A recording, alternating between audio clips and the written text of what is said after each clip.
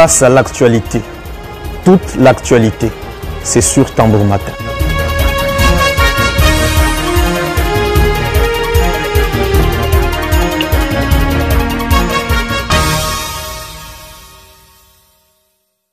Quel apport de la jeunesse à l'émergence de la République démocratique du Congo? Un pays avec une population majoritairement jeune et qui a beaucoup de défis à relever. Cette question, nous l'évoquons dans Face à l'actualité aujourd'hui avec Claude Mbouyi. Il est secrétaire exécutif du Conseil national de la jeunesse au Kasaï oriental dans une mission officielle. Nous avons le privilège de l'avoir sur ce plateau. Monsieur Claude, bonjour et bienvenue dans Face à l'actualité.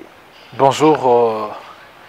Cher Arsène, et merci beaucoup pour votre invitation et surtout pour le travail de qualité que vous êtes en train d'abattre. Mes félicitations.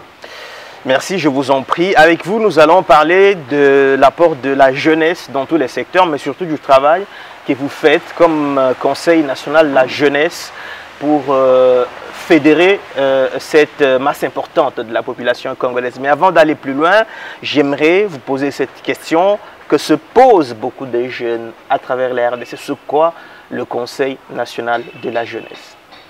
Merci une fois de plus, cher Arsène. Le Conseil national de la jeunesse, c'est un organe de représentation des organisations de jeunes en RDC, créé par la volonté de l'autorité publique depuis 1994 et avec comme mission de représenter toutes les couches de la jeunesse congolaise, d'accompagner les organisations de jeunes et aussi de jouer d'interface entre le partenaire techniques et financiers, le PTF, et le jeune, et d'un côté la jeunesse et le gouvernement congolais. Donc au regard de son arrêté, le Conseil national de la jeunesse est le seul et unique organe fédérateur de la jeunesse congolaise. Et comme organe fédérateur de la jeunesse congolaise, qu'est-ce que vous faites exactement et concrètement sur terrain? Est-ce que vous êtes une assemblée délibérante? Est-ce que vous êtes un organe d'exécution des décisions du gouvernement? Est-ce que vous êtes juste intermédiaire entre les jeunes et le gouvernement? Sur terrain, votre mission s'articule comment? Comme j'ai été en train de le dire, nous jouons aussi les rôles de conseil du gouvernement congolais en matière de la jeunesse. Nous accompagnons les organisations des jeunes sur la mise en œuvre de leur mission. Nous encadrons également et aussi nous jouons aussi les rôles de plaidoyer auprès de partenaires à la recherche d'accompagnement technique comme financier sur l'implémentation des projets ou des questions de la jeunesse. Et nous sommes aussi sur terrain pour implémenter notre politique au travers diverses activités des masses également, les campagnes de sensibilisation et aussi sur certaines questions de la vie de la République. Voilà un peu, un tout petit peu, les approches ou la manière d'intervention de terrain des conseils. Et nous intervenons au travers les structures, mais également au travers les conseils à tous les niveaux des entités décentralisées. Nous avons les conseils au niveau provincial, au niveau urbain, nous avons les conseils au niveau des territoires, au niveau de communes ou des chefferies. Et avec les structures qui sont membres du conseil, nous travaillons dans ce sens-là. Par exemple, la question de sécurité, nous prenons les choses à bras le corps pour mobiliser les jeunes, pour s'impliquer à la recherche de mécanismes de sécurité, en implémentant les stratégies, des approches. Voilà un peu l'idée de ce que représentent les conseils et aussi en termes de ces activités d'implémentation. Bien sûr, j'ai parlé aussi de plaidoyer.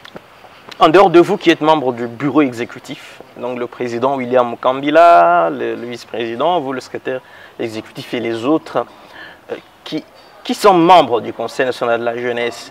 Est-ce des personnalités, des structures des jeunes, des associations?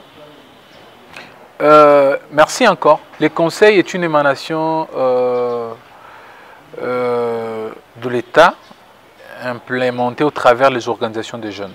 C'est-à-dire,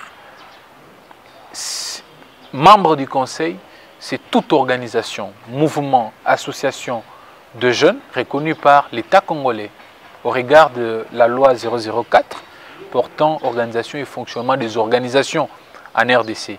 Et donc toutes les organisations qui sont reconnues par la loi sont membres du Conseil.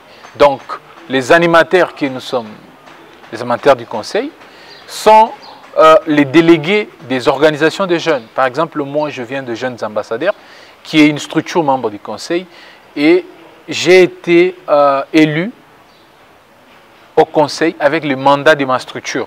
Vous voyez? Donc, ce sont des structures quand même qui sont membres du Conseil à tous les niveaux. Au niveau national, il faut que vous soyez une structure à caractère national. Au niveau provincial, une structure à caractère provincial. Au niveau de territoire, ainsi de suite. Alors, il y a une petite confusion dans l'opinion entre le Conseil national de la jeunesse et les parlements des jeunes. Parce que nous avons vu récemment le Parlement des jeunes se réunir et qu'il y avait beaucoup de jeunes également. On a vu quelques visages des autorités publiques. Au point que l'on se demande, est-ce qu'il y a deux organes représentatifs des jeunes auprès du gouvernement, auprès des bailleurs, auprès de tierces? Quelle démarcation existe-t-elle entre vous, CNJ, et le Parlement des jeunes? Cher Arsène, la Constitution congolaise garantit la liberté d'association à tout Congolais qui aimerait bien se regrouper, se réunir autour d'une dynamique pour une question importante de la vie sociétale. Et l'autorité publique a compris qu'il y a beaucoup d'organisations de jeunes, ou beaucoup d'organisations. Il fallait mettre en place une structure fêtière, donc qui est une émanation de l'État, pour coordonner, accompagner cette structure. Et au regard même de son article premier, de l'arrêté portant organisation et fonctionnement du Conseil, je le disais tantôt, le Conseil est l'unique et le seul organe fêtier d'accompagnement, d'encadrement et de représentation des organisations de jeunes en RDC. Donc le Conseil est comme le CNDH, comme la CENI, donc une structure spécifique où qui a des matières aussi spécifiques, vous voyez. Alors, c'est dans ce sens-là. Et les parlements des jeunes, c'est d'ailleurs, je salue ici le travail de qualité que cette structure est en train d'implémenter dans la gouvernance, d'initier le jeune à la gouvernance parlementaire, en initiant des lois, les édits et consorts. J'apprécie et je note ici que le Parlement des jeunes, c'est une structure membre du Conseil, que nous apprécions pour la qualité, et c'est parmi les grandes structures pour lesquelles le Conseil est très fier, et c'est miroite même. Quand un partenaire arrive pour nous, nous voyons le Parlement des jeunes, c'est la grande structure, parmi les grandes structures que nous sommes très fiers. Donc le Conseil n'est pas au même diapason. Le Conseil, c'est un organe créé par l'État, placé sous tutelle du ministère de la Jeunesse. Et le Parlement des jeunes, c'est une grande organisation de jeunes et qui a ses objectifs, une ASBL, une plateforme qui est membre du Conseil. Donc le Parlement des jeunes est membre du Conseil. Donc, et nous accompagnons. Non, les confusions, cher Arsène, les confusions naissent dans les têtes et dans les esprits des individus. Mais sur le plan des textes, il n'y a pas de confusion. Donc ce sont les individus qui font naître, qui font générer les conflits. Et les conflits apparaissent. Mais sur le plan des textes, il n'y a pas de conflit. Il n'y a pas de conflit entre le Parlement des jeunes et les CNJ, la structure mère de toutes les organisations de jeunes. Donc, là, c'est clair dans les esprits de tout le monde. Parfait. Votre comité, le comité William Mukambila, est à la tête du CNJ depuis plus d'une année maintenant. Merci. S'il faut établir un petit bilan, ou un bilan à mi-parcours, parce que vous avez un mandat de 3 ans, Ouais. vous avez déjà plus d'une année, et donc on peut déjà établir un petit bilan. Qu'est-ce que vous avez fait concrètement sur le terrain? Parce qu'on vous accuse de vous contenter de vos bureaux climatisés de Kinshasa et de ne pas aller à la rencontre des jeunes pour les écouter, pour récolter leurs problèmes, mais aussi pour les orienter, les sensibiliser dans un sens comme dans un autre, dans l'intérêt supérieur de la nation. Cher Arsène, les défis sont tellement énormes. Et la raison pour laquelle ces mêmes défis nous demandent beaucoup d'efforts et beaucoup de sportivité pour arriver à vraiment élaguer ou à relever ces défis. Donc, mais notre bureau, c'est un bureau vraiment exceptionnel parce que vous sentez que ça bouge. Vous sentez que ça bouge. À notre arrivée, on a fait pas mal de choses. Déjà, personnellement, j'ai mené des activités au niveau des provinces pour redynamiser les conseils provinciaux. Ça, c'est un élément de taille. Nous avons lancé les consultations de jeunes parce que, je vous dis, nous avons trouvé les conseils qui n'ont même pas une matrice ou une cartographie qui représente toutes les provinces avec les réalités. Et du coup, nous avions, dès lors que nous sommes arrivés à la tête de cette institution, nous avions mis en place les consultations nationales de jeunes qui se veulent vraiment une approche qui nous aide à identifier le besoin, les aspirations des jeunes au niveau des bases, au niveau de chaque province, par rapport aux réalités de chaque province, le piste des solutions selon les jeunes, les recommandations d'une manière hiérarchisée, et enfin, nous allons mettre en place ce que j'ai appelé la matrice ou la cartographie ou le programme national de jeunes qui sera l'émanation des aspirations de jeunes dans chaque province selon les réalités. Du coup, je pense dans les jours... Vous, il n'existait pas un document de référence comme cela qui reprenne les aspirations des jeunes telles que récoltées dans les provinces. Il n'y en avait pas. Il n'y en avait pas, ça serait très très fort, mais il y a quand même autre document, quelque chose. Mais il faut toujours actualiser. Les choses sont dynamiques. Les défis de 2010, ce n'est pas le défi de 2011. Le défi de 2011, ce n'est pas le défi de 2022. Vous voyez, 2010, 2015, on parlait de développement millénaire. Tu vois, le mécanisme de développement millénaire. Aujourd'hui, nous parlons des ODD, des objectifs de développement durable. Donc, on ne peut pas évoluer avec les mêmes choses. Tu vois, il faut s'adapter. Et donc, nous venons dans cette dynamique vraiment très catalytique pour mettre en place un document, un outil. Quand un partenaire arrive, on serait même quand même de dire à ses partenaires, en Mbujimayi, dans la commune de Tel, il y a un besoin de construction d'un centre c'est pas moi, un centre de transformation agricole. À Mupandja, à Lualaba, il y a tel besoin. Et donc, c'est ces documents-là qui sera pour nous comme un repère. Donc, c'est la raison pour laquelle je suis même ici dans la province du Kassai oriental et certains de mes collègues sont dans notre province pour consulter le jeune afin d'avoir leurs desiderata et leurs aspirations en termes de pistes et de solutions dans toutes les thématiques ou les axes de la vie sociétale au Kassai oriental. Et je rappelle ici que les consultations ont été lancées sous le haut patronage du président de la République, Félix Antoine Tshisekedi Tshilombo.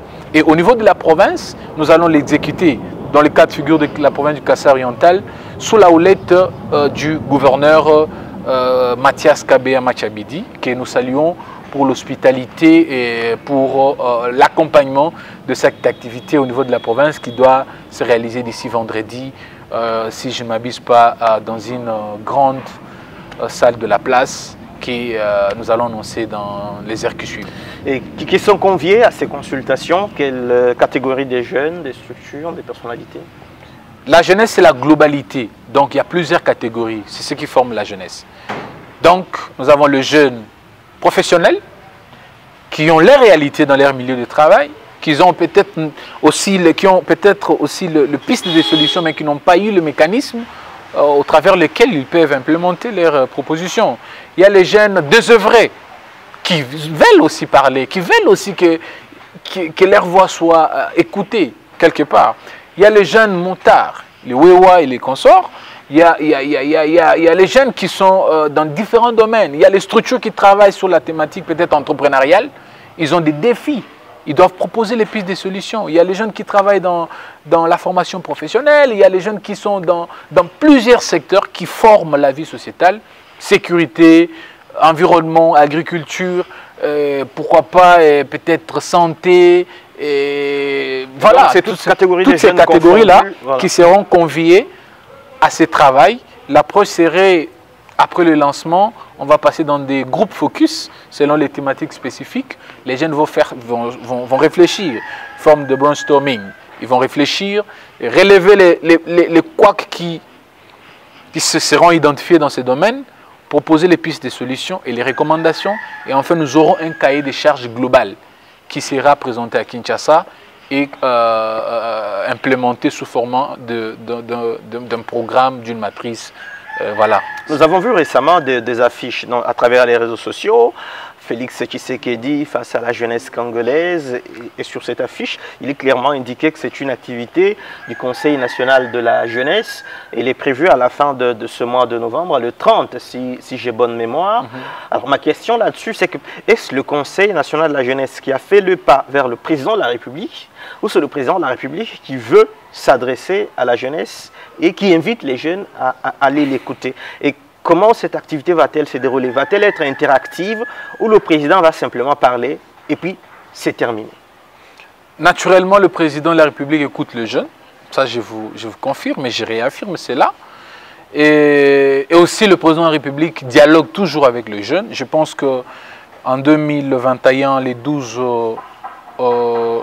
août, en marge de la journée internationale de la jeunesse, on a été conviés à la table avec le chef de l'État, avec les représentants de toutes les 26 provinces. On a discuté sur beaucoup de questions et du coup c'est naturel. C'est pas quelque chose qu'il faut peut-être prendre avec une autre connotation. C'est naturel. Le chef de l'État discute avec les jeunes et les jeunes discutent avec le chef de l'État. Pour ce 30 exactement, le Conseil national de la jeunesse organise bien sûr cette grande messe juvénile devant laquelle le chef de l'État va discuter avec les jeunes, et les jeunes aussi vont s'exprimer auprès du chef de l'État, et surtout dans un contexte très particulier, lequel contexte nous faisons face de l'agression des ennemis de notre patrie, avec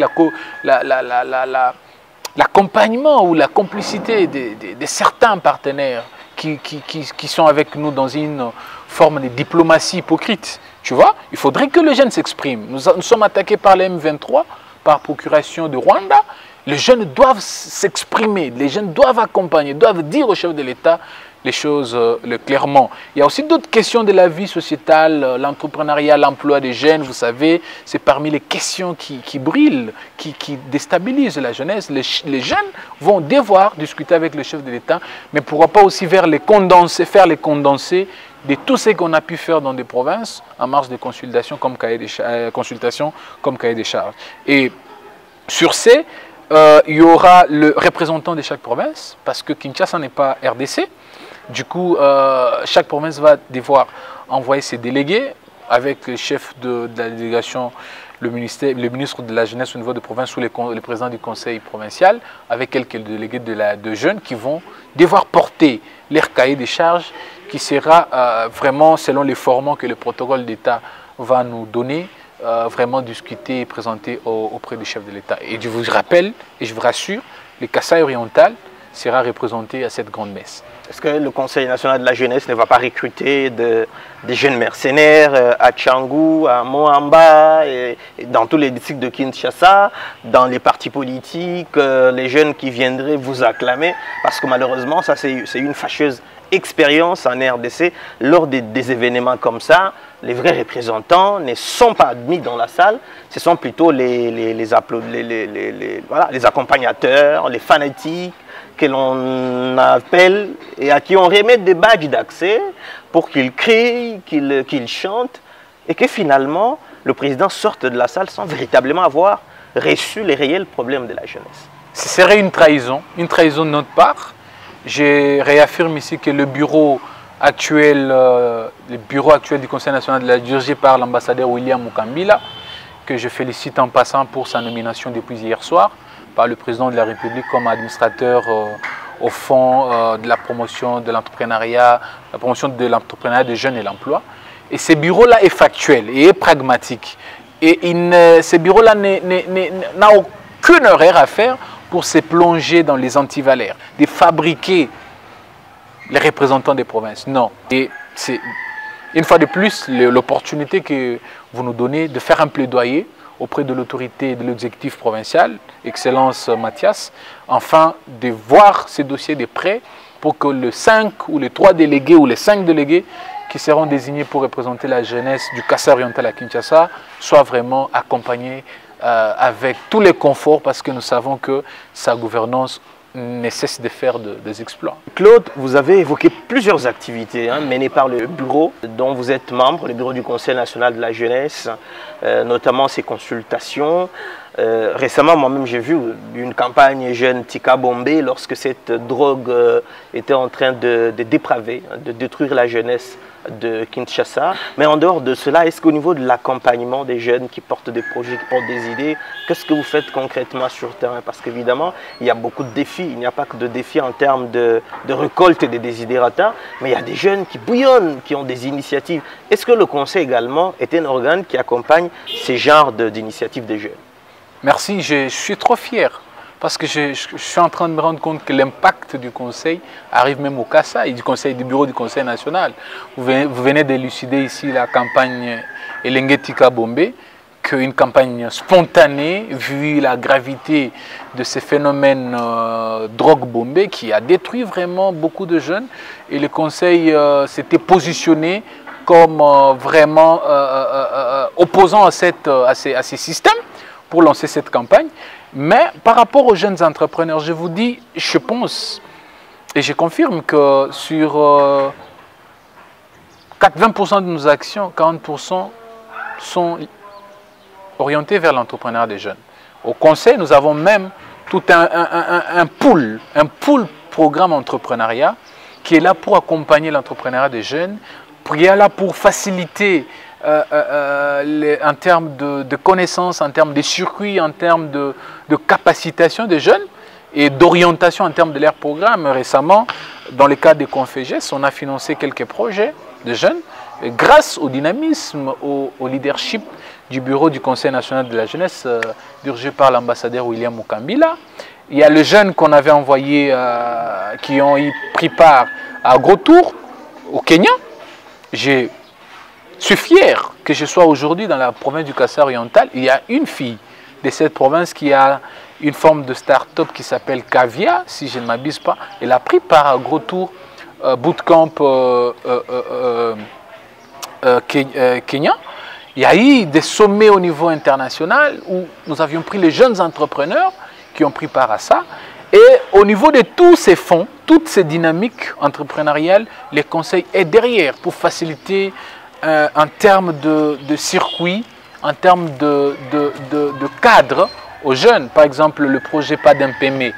Les conseils est derrière. Beaucoup de jeunes ont eu beaucoup d'opportunités dans le cadre de ces projets-là. J'ai cité Conféges, il n'y a pas 2 semaines, les jeunes ont retrouvé des crédits, pas des crédits, même des subventions pour leurs projets. Je suis arrivé en Bujumaï, ça fait 1 semaine, mais j'étais avec moi, dans mon avion, accompagné d'un expert qui était venu pour consulter les structures de jeunes en marge d'un projet qui doit commencer avec le groupe de la Banque mondiale. Et la formation a eu lieu, les Transform, qui a eu lieu à l'UNPP. Donc, les conseils, comme nous sommes déterminés au travers de notre parole magique, ou vision magique même, pas un passant la jeunesse. Pas un passant la jeunesse, c'est une motivation pour nous. C'est un leitmotiv qui nous permet de booster les jeunes, de booster les partenaires, parce que la jeunesse représente plus de 60% de la population congolaise. Nous espérons que si nous aimerions créer les millionnaires, c'est au travers de la jeunesse. Si nous aimerions mettre fin à la guerre de l'Est, c'est au travers de la jeunesse. Si nous aimerions créer une classe moyenne, c'est au travers de la jeunesse. Si nous aimerions créer une intelligence collective, c'est grâce à la jeunesse. Et le conseil est dans tous ses fronts. Quelle relation entretenez-vous avec le ministère de tutelle? C'est une question qui peut paraître banale, mais l'expérience nous a appris que les anciens bureaux qui ont dirigé le CNJ ont souvent été victimes des interférences et des ingérences constantes des gens du ministère, pas forcément du ministre lui-même, qui font qu'il y a une sorte de pesanteur, une épée de Damoclès, et qu'ils n'ont pas les mains libres pour conduire leur propre projet et la politique qu'ils ont mise en place. Quelle relation vous entretenez, vous, votre bureau, avec votre ministère des tutelles? Il y a une relation naturelle, c'est notre ministère des tutelles, dirigé par son Excellence Dr Yves Boukoulou, que je salue pour son leadership depuis son avènement. Et je peux préciser parce que, comme je disais tantôt, les confusions, ce sont les gens qui les créent. L'Excellence Yves Boukoulou, il est le seul ministre qui a pu obtenir l'Assemblée générale extraordinaire du Conseil national de la jeunesse, pour laquelle Assemblée nous avons été élus comme membres du bureau. Ça, c'est un indicateur clair. Il y a plusieurs activités avec. Il n'y a pas 2 semaines, on a organisé, quelques jours avant mon arrivée ici, une réunion avec toutes les représentations de jeunes de province à Kinshasa pour donner une énergie positive au discours du chef de l'État au niveau de la jeunesse. Cette réunion a été dirigée au secrétariat par le ministre de la Jeunesse. Et moi, j'ai été modérateur de cette réunion.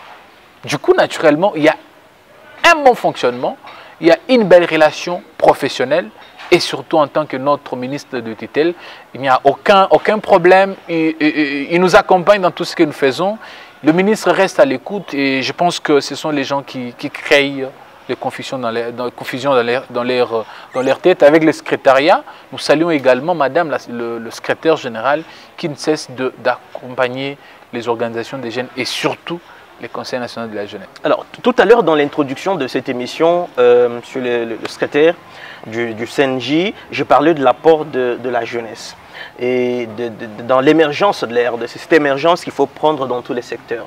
Le Congo doit émerger comme une puissance militaire, comme une puissance sécuritaire dans la région et dans toute l'Afrique. Le Congo doit émerger comme une puissance économique.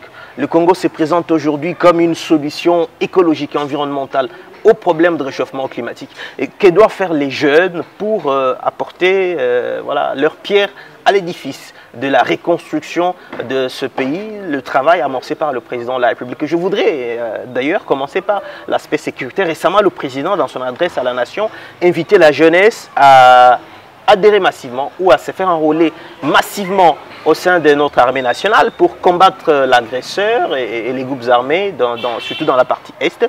Mais il a surtout appelé à la vigilance. Qu'est-ce que le Conseil fait pour arriver à matérialiser cette vision, cet appel du président au niveau des jeunes? Et que devraient faire les jeunes? Quelle devrait être leur attitude face à cet enjeu sécuritaire? Le Conseil ne cesse et ne cessera de faire son travail. Son travail comme catalyseur, son travail comme booster, son travail comme un cadre d'orientation, d'accompagnement et surtout de la politique gouvernementale. Dès lors que le chef de l'État a parlé, le message a été bien accueilli par la jeunesse congolaise. Vous voyez à l'est de la RDC, en moins de 2 semaines, plus de 3000 ont pu faire leur enregistrement au sein de l'armée congolaise. Et le Conseil était derrière pour booster cette jeunesse. Et c'est le même message que nous sommes en train de propager au niveau de toutes les provinces, que ça ne soit pas seulement l'action de l'Est de la République, c'est l'action de la RDC. C'est la RDC qui est agressée, c'est le Congo qui est agressé. Le Congo n'est pas égal au Kivu, le Congo n'est pas égal à Kinshasa, le Congo est égal aux 26 provinces, à l'unité nationale. Et du coup, tout le monde, tout jeune, doit prendre conscience de mettre la main de la pâte. Ce n'est pas le combat du président de la République. Tout le monde a sa part de responsabilité. Le président a sa responsabilité, le gouvernement a sa responsabilité. Nous avons aussi la nôtre de la prise de conscience, la nôtre de produire l'intelligence, produire l'économie du pays, être dans toutes les chaînes de production, à tous les niveaux, dans tous les secteurs. Donc, je réaffirme notre rôle et notre engagement et j'invite encore une fois de plus la jeunesse du Kassai oriental de se mettre debout derrière le chef de l'État pour l'accompagner, pour barrer le chemin à cet ennemi qui veut diviser notre pays. Et le pays avec cette jeunesse, la RDC ne sera jamais divisée. Même une petite portion de la RDC n'ira jamais, parce que nous avons une jeunesse très forte, très dynamique. Si c'est pour faire tous l'armée, toute la jeunesse congolaise fera l'armée. Et on va voir qui sera fort.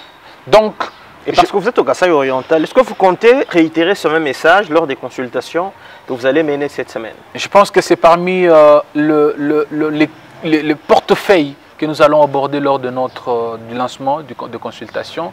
Le Kasaï oriental est une province stratégique, une province très stratégique, et la jeunesse doit aussi se prendre en charge. Du coup, il n'est pas seulement question de la jeunesse de l'Est, toute la jeunesse. Nous inviterons, et nous invitons déjà dès à présent, la jeunesse congolaise à faire son enregistrement, la jeunesse du Kasaï à faire son enregistrement massif dans l'armée congolaise, parce qu'il est question de l'intégrité, il est question du pays, il est question du sang. Le seul dénominateur commun, c'est la RDC. Ça, c'est sur le plan sécuritaire, sur le plan de la mobilisation, le message est passé parce que l'enjeu est très grand et le risque est vrai. En ce moment même, alors que nous tournons cette émission, les forces armées de la République contiennent l'ennemi dans les hauteurs de Kibumba, au Nord Kivu. Et donc toutes nos prières à l'armée nationale à l'Est en ce moment, et tous les Congolais devraient prier, soutenir moralement et accompagner cette armée. Vous, au niveau du Conseil, vous avez aussi initié quelques activités pour accompagner l'armée. Oui, nous avions initié plusieurs activités, de campagne patriotique, avec même l'accompagnement du ministre de la Jeunesse, le CNJ et toutes les autres structures. Nous avons fait des marches pour soutenir l'armée, nous avons fait des récoltes de fonds, nous avons mené beaucoup d'activités pour soutenir l'armée. Même l'activité du 30 va s'inscrire aussi dans cette idée de soutenir le chef de l'État dans cette bataille avec l'ennemi sous une diplomatie hypocrite de nos partenaires. Parlons à présent du secteur entrepreneurial. L'un des volets importants qui puisse permettre à la RDC d'émerger, c'est le volet entrepreneurial. C'est en créant de la richesse, c'est en créant des entreprises, en résorbant les chômages, surtout en faisant la promotion du secteur privé que l'on peut arriver, en tout cas les spécialistes les disent, à développer un pays aux dimensions aussi continentales. Est-ce qu'au niveau du CNJ, vous êtes satisfait de l'élan actuel de l'entrepreneuriat au niveau des jeunes? Et qu'est-ce qu'il faut faire pour amener les jeunes à entreprendre, pour contribuer effectivement à l'émergence de ce grand Congo? Cher Arsène, nous sommes très, très satisfaits parce que, comme vous venez de le dire, l'entrepreneuriat, c'est un nouveau concept, mais qui s'inscrit aussi dans cette dynamique de résilience. Résilience par rapport au problème de l'emploi, c'est partout au monde, ce n'est pas seulement au Congo, partout au monde, même en France, il y a un problème sérieux de l'emploi. Et cette dynamique résiliente de l'entrepreneuriat est très bien accueillie en RDC. Nous voyons pas mal de jeunes entrepreneurs qui font un travail de qualité, qui ont besoin aussi d'un accompagnement. Et c'est là que nous allons rebondir encore une fois de plus. C'est pour cela que nous ne dormons pas pour trouver, toquer, chercher les partenaires qui peuvent venir aux rescousse de tous ces jeunes. Et un élément important que je vais dire, les grands pays au monde sont puissants parce qu'il y a les hommes très puissants, les entrepreneurs. Au contraire, dans certains pays, l'État n'est pas producteur d'emplois. L'État est producteur d'un bon mécanisme favorisant la création d'emplois et l'épanouissement de tout le monde. Et je voudrais vraiment dire aux jeunes que nous ne soyons pas seulement attentistes vers l'État congolais pour nous donner l'emploi. Exigeons que l'État garantisse les conditions propices afin que nous créions nos entreprises, nous devenions des Bill Gates et les autres. Parce que si vous êtes votre propre chef, vous serez heureux qu'être chez quelqu'un. Et la création de cette classe critique, de cette richesse, doit forcément et impérativement passer par la jeunesse. Mais pour que cela soit effectif, il faut la prise de conscience de la jeunesse. La jeunesse doit prendre conscience. Arsène, j'ai trouvé beaucoup d'opportunités en Mbuji-Mayi. J'ai parlé avec un jeune hier. Beaucoup d'opportunités. Beaucoup d'opportunités. Mais tout le monde a tourné son regard vers la politique. Aucun pays au monde s'est développé avec la politique, seulement. Je ne décourage pas les jeunes qui veulent faire la politique. Mais nous devons diversifier. Nous devons nous diversifier en termes de contributions. Le Kasaï a les terres arables partout. Pourquoi pas avoir les Dangote qui viennent du Kasaï? Mais tout le monde attend que le gouvernement. Le Kasaï a un problème d'électricité. Les jeunes peuvent s'investir pour devenir de grands fournisseurs de l'électricité. Oui, mais le gouvernement doit vous avez dit. Oui, j'ai dit, il y a les conditions au niveau favorables. du CNJ, faites des plaidoyers pour qu'il y ait des fonds de garantie. C'est un plaidoyer que je suis en train de faire. Comme je le disais tantôt, avec toutes ces dynamiques, nous nous sommes vraiment imprégnés pour que nous puissions voir qu'est-ce qu'on va faire. On est en train de travailler avec d'autres partenaires que je ne peux pas citer ici sur le mécanisme rapide de création des conditions favorables pour les entreprises de jeunes. Vous voyez? Donc, tout le monde doit faire sa part. Comme quelqu'un disait, l'approche des colibris. Tout le monde doit faire sa part. Si vous êtes journaliste, soyez les meilleurs journalistes qui n'ont jamais existé. Ne soyez pas médiocres. Si vous êtes motocycliste, soyez le meilleur motocycliste. Si vous êtes agronome, soyez le meilleur agronome. C'est comme ça que les pays doivent se développer. C'est en diversifiant les sources de revenus. En diversifiant. Et cette diversité doit passer impérativement par la jeunesse. Aujourd'hui, nous sommes dans un contexte où le monde, où la communauté internationale nous parle de pays solutions, RDC pays solutions. Au regard de notre biodiversité, plus de 80 millions d'hectares de terres arables, avec une source d'eau inégalée. Mais il faudrait que la jeunesse, nous puissions se réfléchir. Au lieu d'attendre, faisons aussi quelque chose. Si nous allons faire quelque chose, ces gens-là d'en face vont avoir du respect. Et le respect, c'est le mérite, cher Arsène. On ne réclame pas le respect. OK? Comme vous faites votre travail, je vous respecte.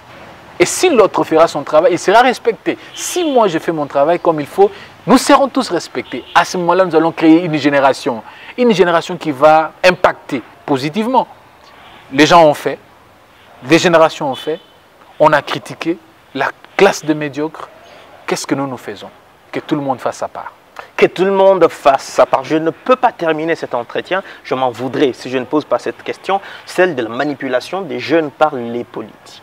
Au niveau du Conseil national de la jeunesse, je ne sais pas si vous avez pris cette question à bras le corps. On a souvent assisté à un spectacle humiliant, désolant, à l'approche des campagnes électorales.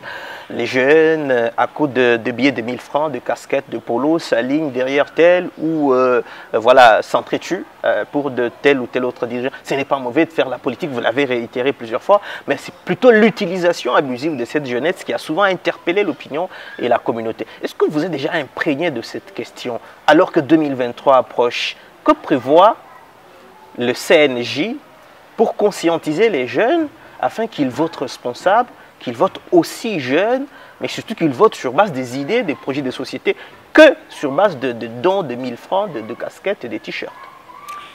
On a mis en place un plan d'action électorale pour le jeune, ce que nous pensons mener avec les jeunes. Il y a quelques éléments importants qu'il faille relever ici. Nous sommes dans un contexte exceptionnel avec le rendez-vous électoral qui s'annonce. Sur le fichier électoral, la jeunesse occupe une frange plus importante. C'est-à-dire si les jeunes se mettaient en bloc aujourd'hui, nous pouvons rafler tous les postes. Mais ce n'est pas ça l'intention. Parce qu'il faut cette cohésion ou cette cohabitation. Voilà, parce qu'il y a l'expérience. Il faut aussi que les aînés montrent le chemin. Exactement, nous devons vraiment cohabiter dans cette dynamique. Mais nous devons prendre conscience. Pourquoi nous sommes utilisés pour la conquête du pouvoir? Mais quand le pouvoir arrive, nous sommes relégués au second ou au dernier plan. C'est une question importante que nous pouvons nous poser et prendre position. Si tous les jeunes se disaient aujourd'hui, je ne peux pas aller à l'aéroport pour accueillir n'importe qui pour avoir 2000 francs. Arsène, le respect se mérite. Je ne peux pas, moi, tu m'invites à l'aéroport pour t'accueillir pour 2000 francs. Je vais en faire quoi? Dès lors que je connais ce que je représente, je vais prendre position. Nous devons prendre notre conscience. Nous devons réfléchir avec des pieds sur terre. La gouvernance que nous avons, j'ai rencontré beaucoup de gens du Kasaï qui pleurnichent. Mais ils oublient que le pleur d'aujourd'hui c'est une résultante d'un mauvais vote qui a été fait hier. Le pleur d'aujourd'hui, c'est un mauvais choix qui a été fait hier. Les choix est fait sur quelle base? Parce que les deux. Parce que les deux. Mais ils représentent quoi? Même la jeunesse, quand nous disons soutenons-nous, soutenons-nous entre jeunes, mais c'est cette jeune qui s'inscrit dans la méritocratie. Parce que tout jeune ne peut pas seulement diriger. Donc ce sont des questions importantes que nous, ça doit être le carrefour de nos discussions. On regarde 2011. J'étais dans cette ville en 2011.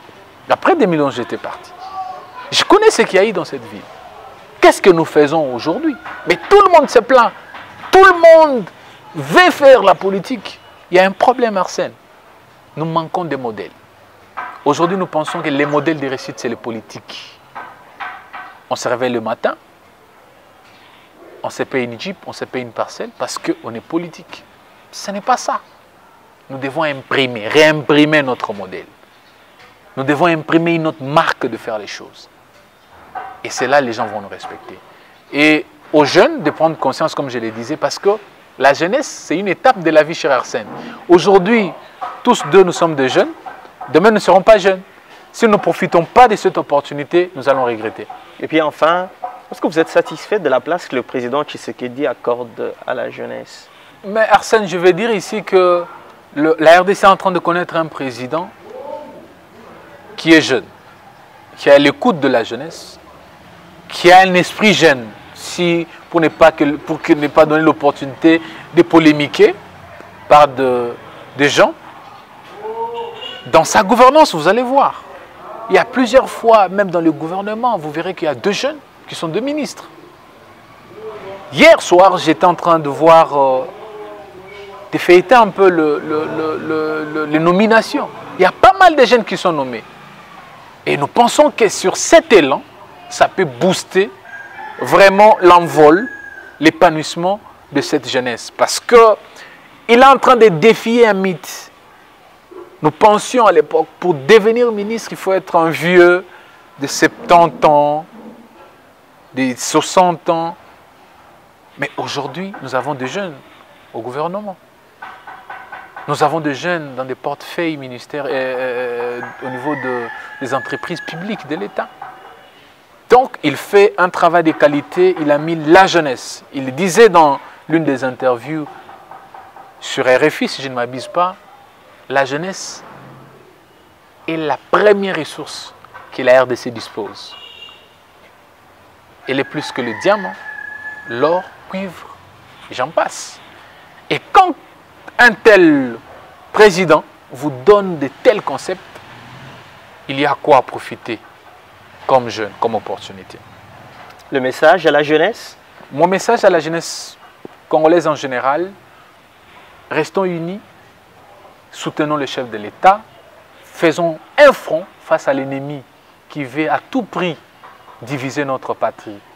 Nous ne sommes pas des apatrides, mais notre dénominateur commun, c'est la RDC. Donc, si la RDC part aujourd'hui, nous serons nuls. Et nous avons notre responsabilité de produire, de travailler, d'être des exemplaires pour que les générations futures soient très heureuses de nous. Voilà mon petit message. Que les jeunes s'enregistrent massivement dans l'armée congolaise, que les jeunes constituent des pôles d'intelligence. Sans notre implication, nous allons regretter plus tard. Il ne faut pas que demain nous nous retrouvons dans un village, comme je le disais, des si je savais. Quand tu étais jeune, tu as fait quoi? C'est une question qui devrait être posée aujourd'hui au lieu que ça soit posé demain. Claude Mbouyi, secrétaire exécutif du Conseil national de la jeunesse, un organe technique rattaché au ministère de la jeunesse. Merci d'avoir répondu aux questions de Face à l'actualité. Je suis très heureux, cher Arsène. Je ne sais pas comment je peux vous dire merci, parce que vous êtes un prototype de la jeunesse. Et du coup, vous êtes un indicateur objectivement vérifiable de cette masse critique de la jeunesse qui fait un travail de qualité.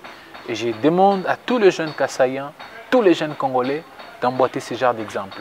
Nous devons constituer un type de modèle. Comme quelqu'un disait, Eugène Kandolo, que je salue en passant, faute de repères, soyons les repères. Merci pour ces encouragements. C'est moi qui vous dis merci. Mesdames et messieurs, ce Face à l'actualité est complètement terminé. C'était un grand plaisir pour nous d'aborder ces questions qui nous tiennent à cœur, ces questions du développement de notre pays avec l'apport de la jeunesse. Merci à vous qui nous avez regardés sur toutes les plateformes de Tambour Matin, YouTube, Facebook, Instagram, Twitter. Merci surtout à l'équipe technique coordonnée par Jean-Pierre Kabongo. Prenez avec nous rendez-vous très prochainement. D'ici là, portez-vous bien. Au revoir.